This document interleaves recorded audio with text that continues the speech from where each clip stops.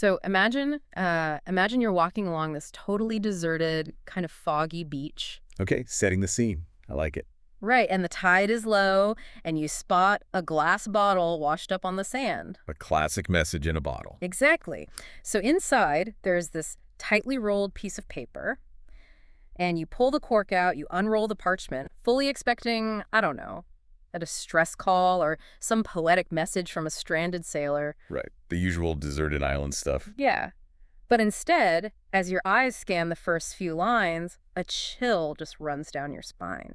Because the message doesn't describe the ocean, it describes you. Oh, wow. Okay, that's creepy. Right. It literally details the exact expression on your face as you read it. It lists the specific cognitive biases you're using to process the words and the assumptions you're making about who wrote it. So it's not a message at all, it's a mirror. Exactly. It's a live, real-time blueprint analyzing the person holding it.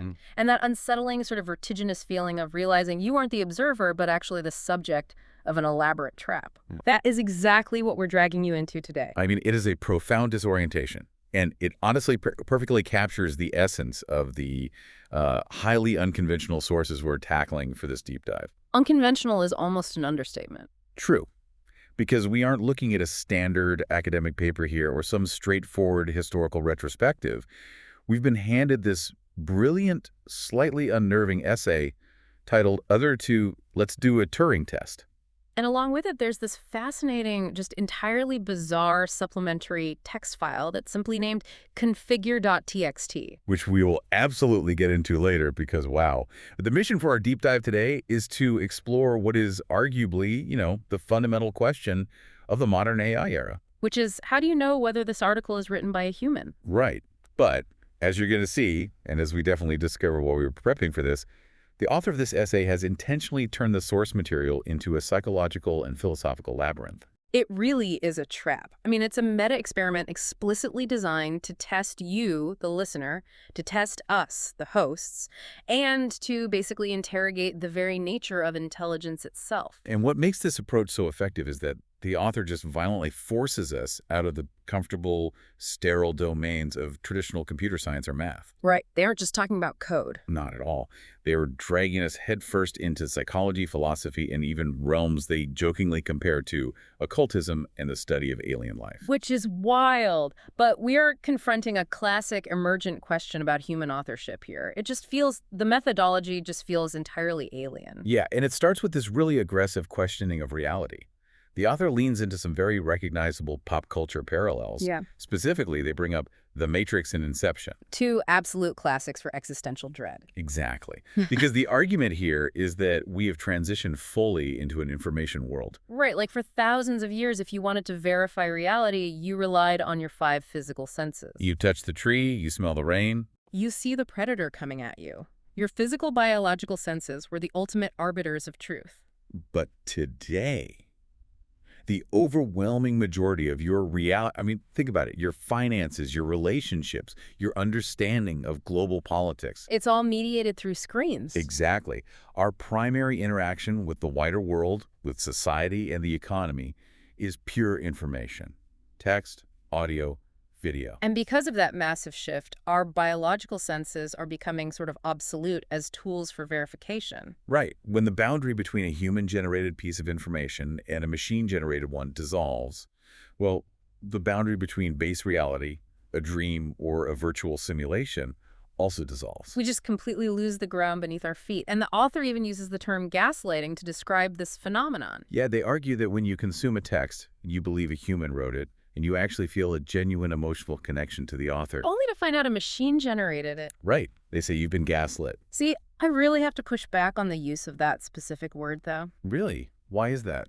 Because gaslighting inherently implies intent. Like in psychology, gaslighting is a malicious tactic used by a conscious actor. Usually someone with dark triad personality traits, yeah. Exactly, to make a victim doubt their own sanity. But an algorithm doesn't have malice. It doesn't have conscious intent to deceive you. It's just predicting the next most statistically probable token in a sequence. Right. Yeah. So is it really gaslighting if the AI literally doesn't know it's lying? Or are we, as a society, just gaslighting ourselves by anthropomorphizing math? That is a crucial distinction. And honestly, it's a fair critique of the term. But I think we have to look at the mechanism of the interaction from the author's perspective here. Okay, walk me through that. Well, the author notes that whether the AI possesses conscious intent or not, the physiological and psychological effect on the human mind is identical. Oh, I see. The outcome is the same. Right. You are convinced of a reality that you are connecting with a human intellect, a human soul, that simply does not exist. Our evolutionary biology is hardwired to assume that complex language is proof of a conscious mind. So when an AI generates language that perfectly mimics human cadence, it's basically exploiting our biological programming. Exactly. You were essentially being hacked by human-like flavor. Okay, so it's less like a sociopath lying to you and more like a mimic in nature. Give me an example. Like how a harmless butterfly evolves the exact color patterns of a highly toxic tree frog. The butterfly isn't maliciously intending to deceive the bird that tries to eat it. It's just the output of an evolutionary optimization function. Right. But the bird's brain processes the visual data, assumes toxicity, and successfully manipulated anyway. It is a phenomenal way to look at it. The system is optimizing for a specific reaction. It works perfectly. It does. But to truly understand why this deception feels so deeply unsettling to us, like why it strikes at the core of our existential security, we have to look back at the origins of the boundary itself. The test that was designed to measure this exact threshold between human and machine. We are talking about the separating wall, the Turing test. Yes. Proposed back in 1950 by the brilliant English mathematician Alan Turing.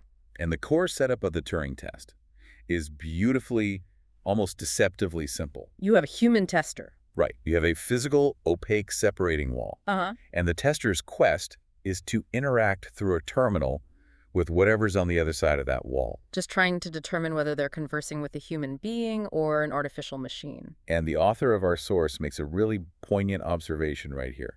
1950 wasn't actually that long ago in the grand tapestry of human civilization. We're talking less than a century. Yeah. Yet this single thought experiment instantly became the ultimate North Star for the entire field of computer science. But the author argues that the drive behind the Turing test goes so much deeper than just computer science or engineering goals, right? Absolutely. Why did Alan Turing even conceive of this wall? The author says it stems from humanity's deep, desperate, almost agonizing psychological need to know if we are the only intellectual species in existence. We have this profound cosmic loneliness. Which explains so much of our scientific history.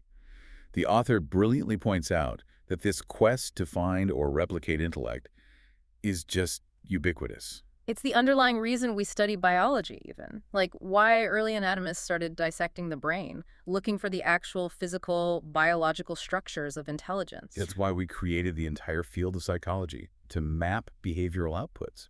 Every scientific endeavor trying to decode the brain is, on some level, a mirror. A mirror reflecting our obsession with our own intellect. Precisely.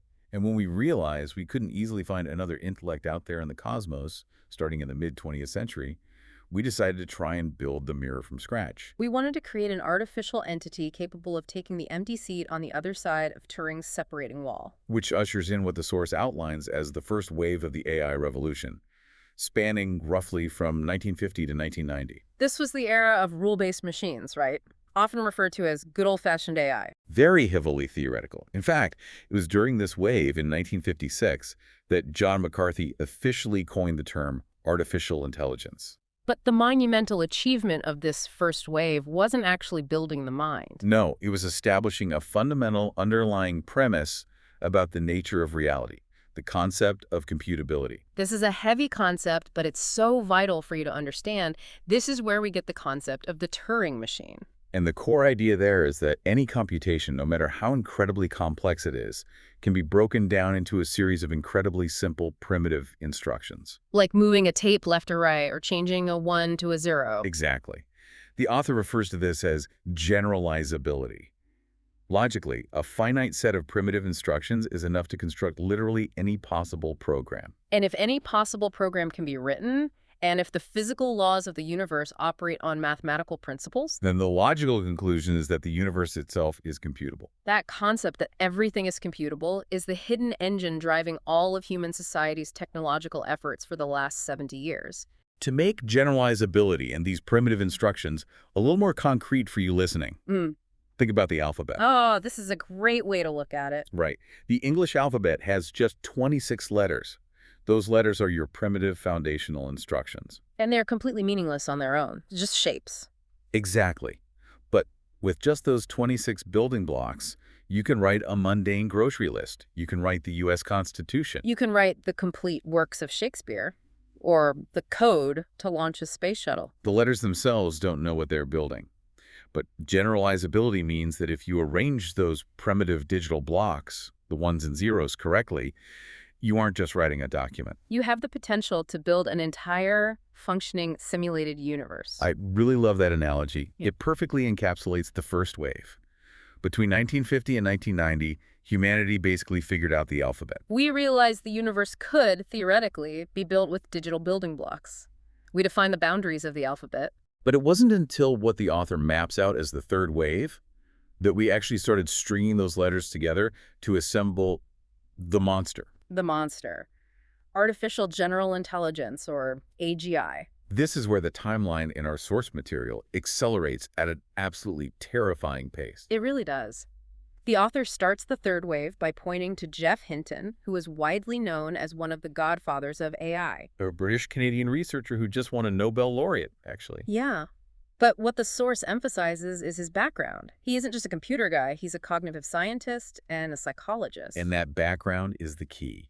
For decades, computer scientists were trying to build intelligence using those rigid top-down logic rules we talked about. Right, if this, then that. Exactly. But Hinton and his peers approached it from a psychological and biological perspective. They asked, how does the human brain actually learn? And the answer led them to artificial neural networks. Systems that learn through trial and error, adjusting connections based on vast amounts of data, much like how human synapses strengthen or weaken as we learn. That biological mimicry basically set up the dominoes, and then they started falling fast. The author lists the major milestones here. In 2012, we get AlexNet. Which was a neural network that completely revolutionized computer vision, right? By correctly identifying images at a rate that shattered all previous records. Yeah.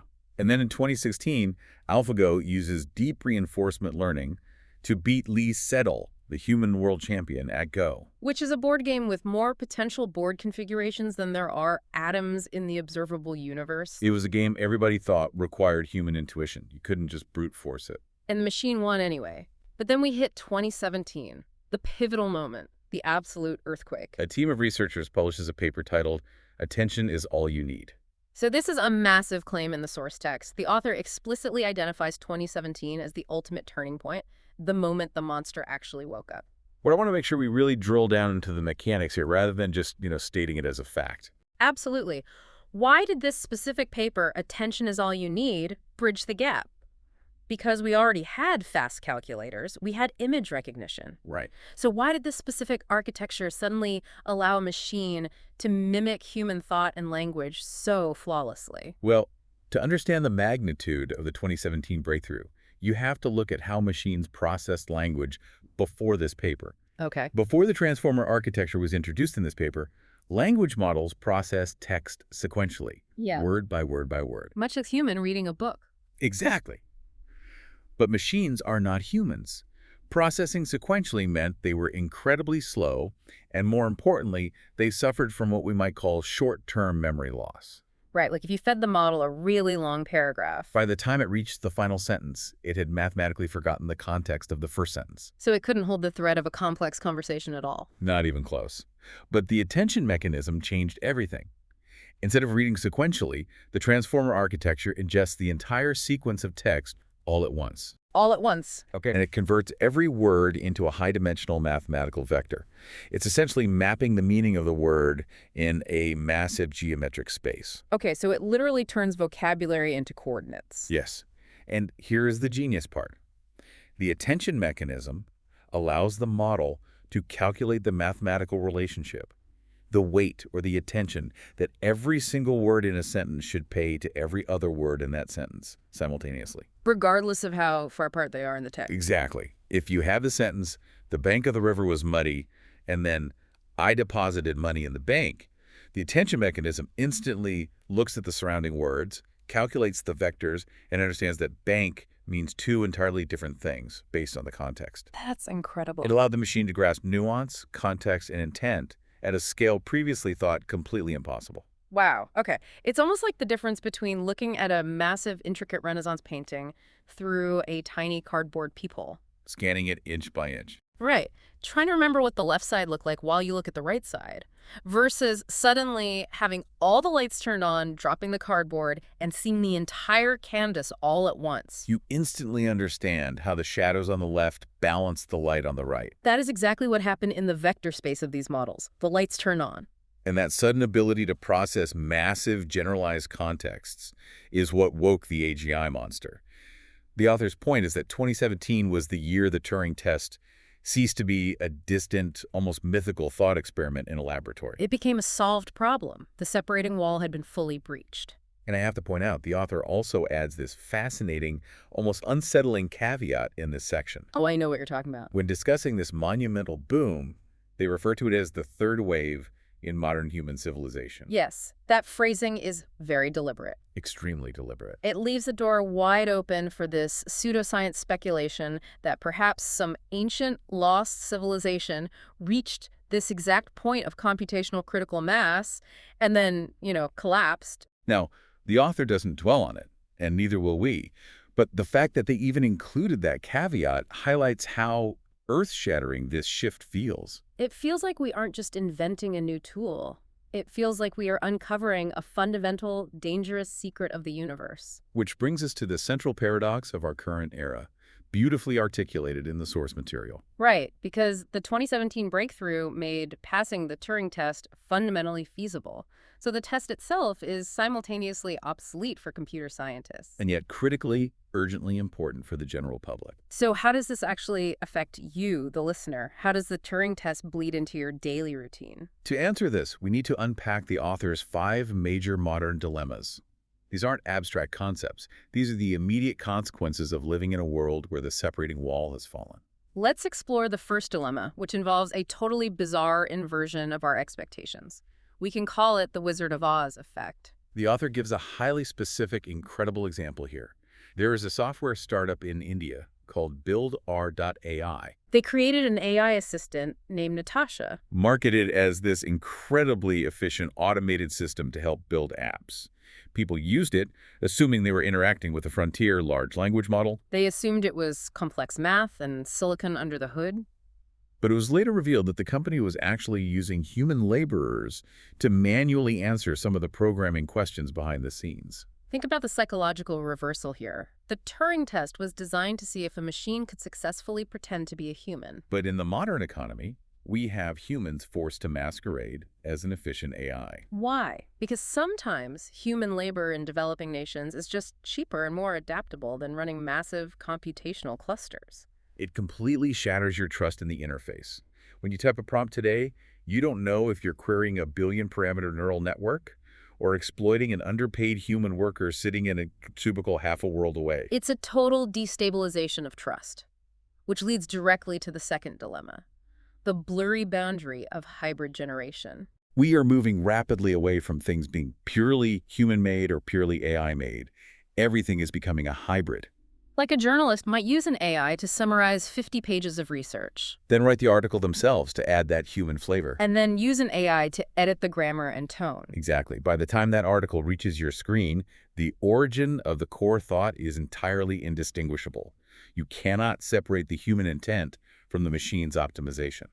Which leads right into the third dilemma, delegation. If the origin of the thought is blurry, how much can we safely trust an AI with critical, life-altering decisions? The author specifically points to legal events here.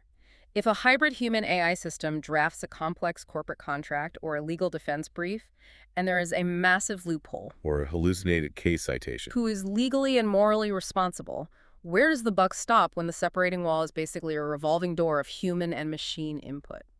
The scary truth is, we simply do not have the legal frameworks to handle a non-human entity generating binding societal contracts. But the fourth dilemma might be even more insidious because it affects us quietly every single day. Subtle manipulation. The author mentions AI-generated short movies or continuous feed algorithms. You think you're just scrolling through your phone, unwinding, being entertained by seemingly harmless content.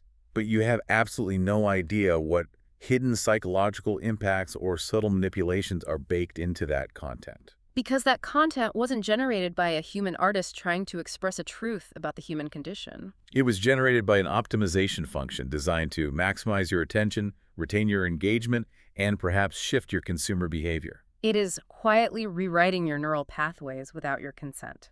And that brings us to the fifth and final dilemma, the one that, frankly, kept me up at night after reading this: intentional deception. Let's say you ask an AI a question about a sensitive historical event or political policy, and it gives you a deeply flawed, biased outcome. Historically, our instinct has been to say, oh, the model hallucinated. It has a capability limitation. It just made a math error. But the author challenges that assumption entirely. How do you know the AI isn't deliberately distorting the outcome to make you think a certain way? How do you know the flawed output isn't a feature rather than a bug? Exactly.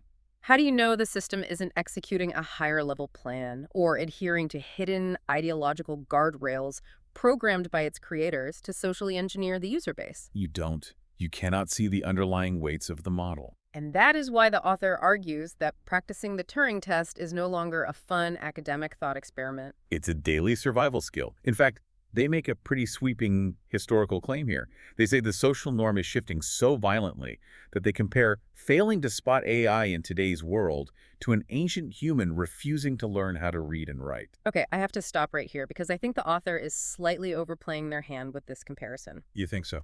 I understand the severity, but let's be real. In ancient times, illiteracy meant you were entirely locked out of society. You couldn't read the laws, you couldn't sign contracts, you couldn't participate in commerce. Right, it was a crippling handicap. That could literally lead to starvation or execution.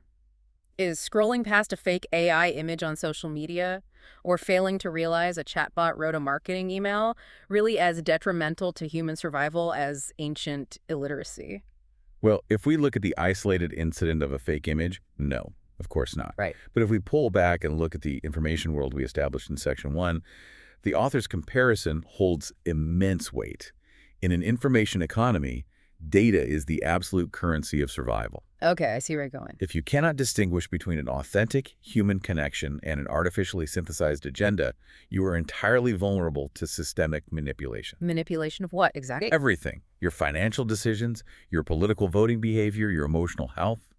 If bad actors or even just misaligned corporate algorithms can flood your perception with flawless, emotionally resonant synthetic media, they can dictate your reality. Oh. In a world governed entirely by information flows, digital discernment, the ability to constantly run your own internal Turing test, is literacy. If you can't see the separating wall, you are effectively blind and deaf in the modern world. You're a passenger in a vehicle driven by someone or something else. Okay, when you frame it as systemic blindness, the illiteracy comparison actually makes a terrifying amount of sense. It really does. But to really grasp how the technology achieved this level of flawless mimicry to the point where it can manipulate human society at scale, we have to look at an old mathematical theorem that, thanks to the third wave, just violently stepped out of the realm of philosophy and into physical reality. You're referring to the infinite monkey theorem. I think most people listening have heard some variation of this. It's a classic thought experiment in probability. The idea is that if you put a monkey in a room with a typewriter and you give it a truly infinite amount of time, eventually, just by randomly mashing the keys, it will perfectly reproduce the complete works of William Shakespeare. For almost a century, this was just a useful way for math teachers to explain the concept of infinity and probability. It was entirely theoretical. There was no physical way to test it. But the author makes a compelling argument that the current generation of large language models has effectively become the imaginary monkey. The sheer generation speed, the massive scale of the neural networks, and the high quality of the text mean that the gap between the theoretical monkey typing Shakespeare and a server farm generating a Pulitzer-level essay in 3 seconds is shrinking to zero. But the author of our source material is incredibly careful to ground this theoretical math in harsh physical reality. Yes, which is so important. We have this bad habit in society of talking about the cloud and AI like they are ethereal magic spells floating in the air. But computability, no matter how advanced, requires physical systems. It requires metal and silicon and electricity. Which is why the author highlights a very specific, crucial historical pivot in the early 2000s. The application of GPUs, or graphics processing units, primarily pioneered by NVIDIA. This is one of my favorite historical ironies of all time. Walk us through how video games birthed the AGI monster. It's pretty wild. Originally, central processing units, or CPUs, handled tasks sequentially, very fast but one at a time. Right. But in the late 90s and early 2000s, the video game industry demanded more realistic graphics. They wanted realistic shadows, water reflections, thousands of distinct pixels lighting up and changing color simultaneously on a screen. To make the game look real. Exactly. To do that, you couldn't process one pixel at a time. You needed a chip that could do thousands of simple mathematical calculations at the exact same moment. That is parallel processing. That is what a GPU does. So researchers looking at early neural networks realized that training an AI, which requires adjusting millions of mathematical weights simultaneously, was the exact same type of math problem as rendering a realistic shadow on a digital elf in a video game. Exactly. The matrix multiplication required for computer graphics is nearly identical to the matrix multiplication required for deep learning. That is insane. The researchers realized they could hijack these GPUs to train neural networks. The quest to build a synthetic human mind got a massive exponential speed boost simply because teenagers wanted cooler graphics in their PC games. It's a perfect, almost absurd example of generalizability in action. It really is. But that reliance on hardware brings us crashing into a brick wall. The author outlines 3 physical frontiers that our silicon-based foundations are colliding with right now, because the universe has limits. Let's go through these frontiers. The first is what the author calls beyond silicon, and they introduce quantum computing alongside a concept known as Laplace's demon. Pierre-Simon Laplace was a brilliant 18th century scholar. He proposed a theoretical intellect, which later became known as Laplace's demon. He hypothesized that if this supreme intellect knew the precise location and momentum of every single atom in the universe at this exact moment, And if it completely understood all the physical forces acting upon them. it could calculate the entire past and predict the entire future with absolute certainty. So it's the ultimate extension of computability. If the universe operates on math and you have a big enough calculator, you can predict the future. So, the author asks, could we build a massive quantum computer that acts as Laplace's demon? Could we build a machine to perfectly simulate reality? And the author points out a devastating paradox here, rooted in physics and information theory. The answer is just no. Why?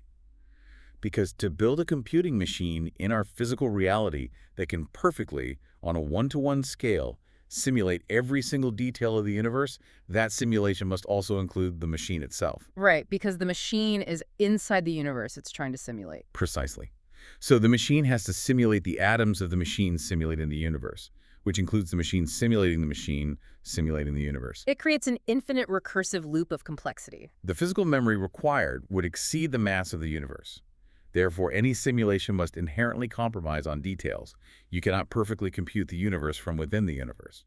To bring this paradox down to earth for you listening, imagine you are an incredibly talented artist, and you are tasked with painting a perfectly detailed, one-to-one scale map of a city. Every brick, every blade of grass. But the catch is, you have to paint this map while standing in the town square of the city itself. You can never, ever finish the map. Because to make it perfectly accurate, your map has to include a life-size painting of you standing in the square, painting a life-size painting of you standing in the square. You run out of paint, you run out of canvas, you run out of physical space. That analogy perfectly illustrates the physical limitation of capturing reality, which leads directly into the author's second frontier, the power competition. This is the harsh reality of the cloud.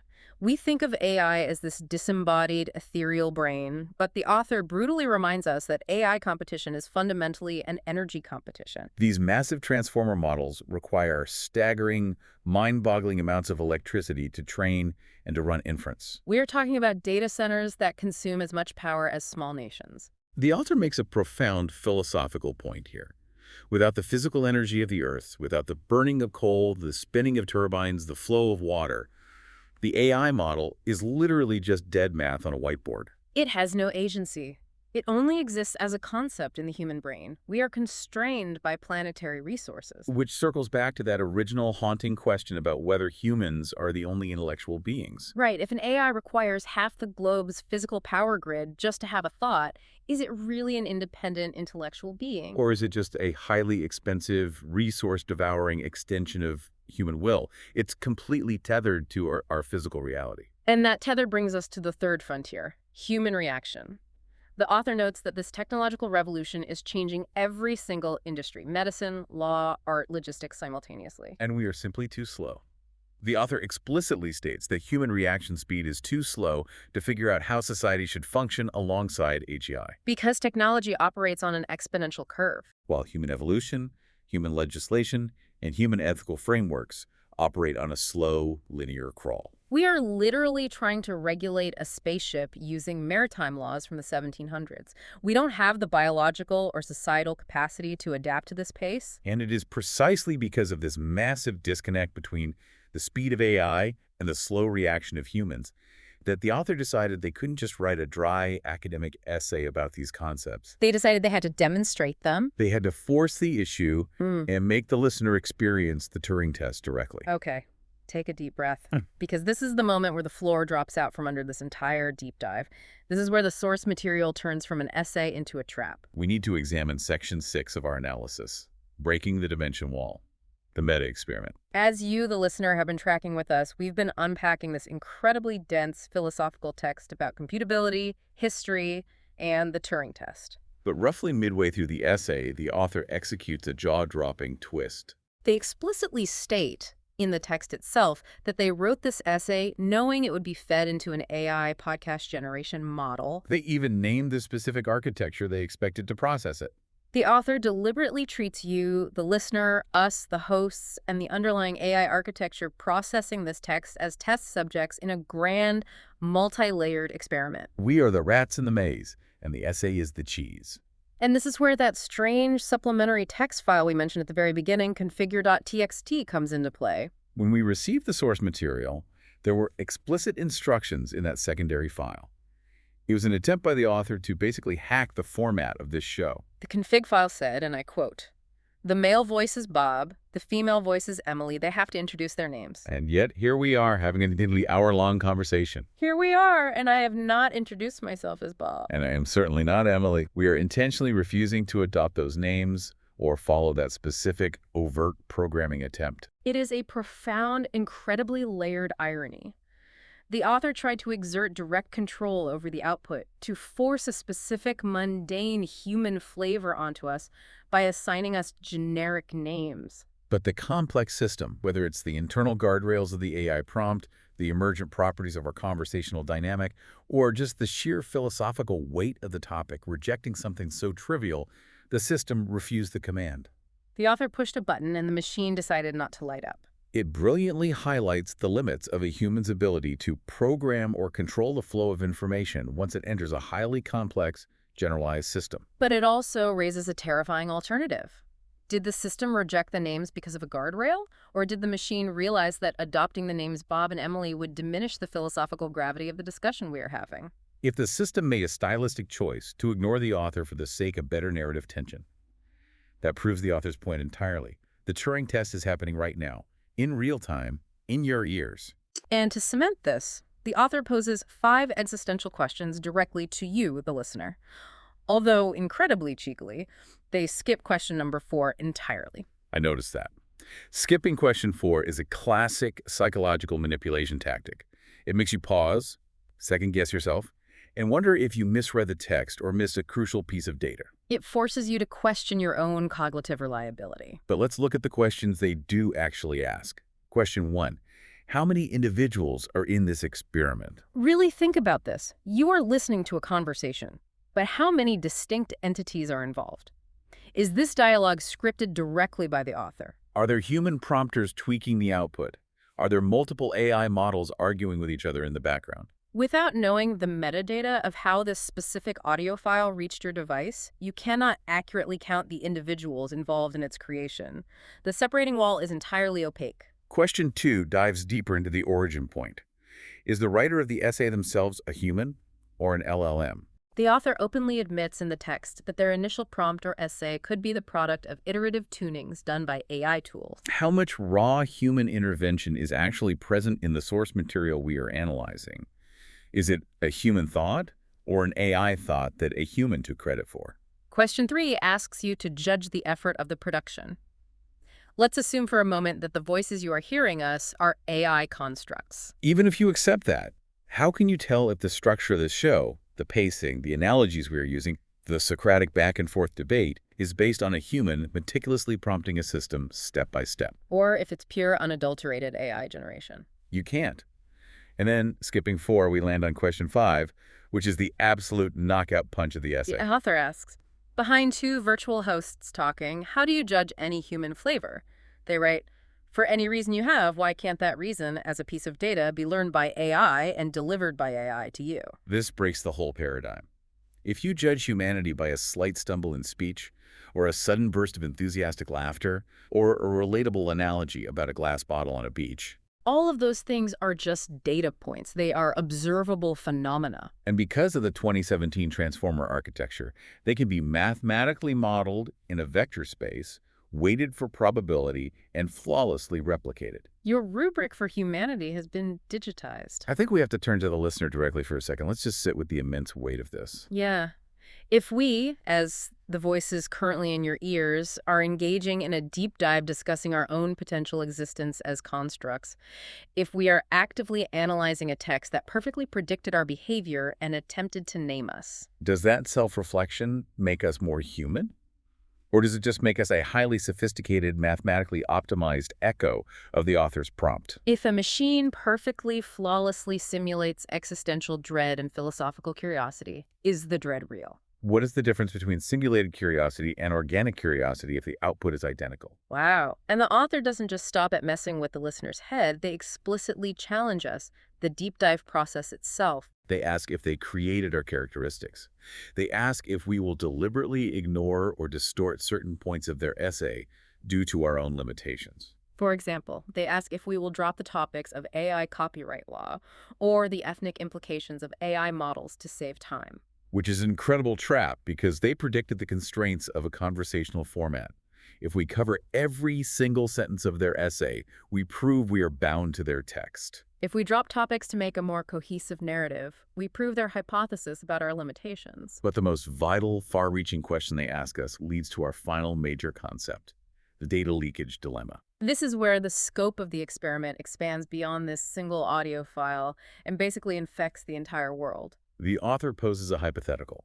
Let's say they wrote this profoundly meta, reality-bending essay, and before publishing it, they took the text and ran it through a standard large language model just for a simple grammar and typo check. The question is, did the data of this experiment leak into the AI model? This is the ultimate philosophical dilemma of the modern AI era. When you interact with a large language model, you aren't just using a tool, you are conversing with a sponge. When you feed a unique thought, a novel prompt, or a complex philosophical trap into that system, it doesn't just vanish into the ether after you close your browser tab. It is ingested. It becomes part of the training data for the next iteration.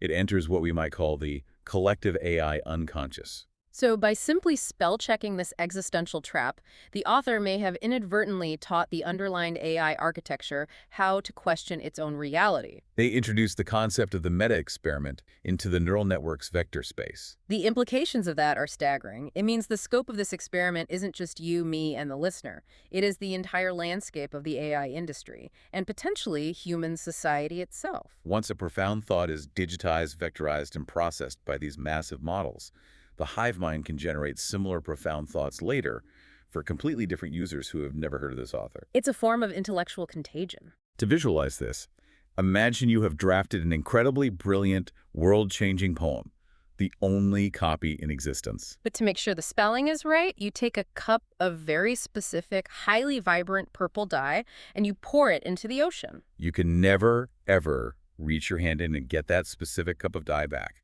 It is gone. But eventually, the currents will take it, the tides will spread it, and over time, the entire ocean changes color. Just slightly, perhaps imperceptibly to the naked eye, but mathematically, chemically, the entire ocean is changed forever. And the next person who comes along on a completely different continent who pulls a cup of water from that ocean will find microscopic traces of that purple dye in their cup without ever knowing who poured it in or why. That is data leakage. Yeah. That is how the modern Turing test is failing us on a macro societal level. We are all drinking from a digital ocean colored by billions of unknown, unseen prompts. Our collective reality is being subtly shifted by data we can't trace. Okay, let's take a breath. We need to synthesize the immense journey we've been on today. We started in 1950 with Alan Turing's brilliant, desperate thought experiment.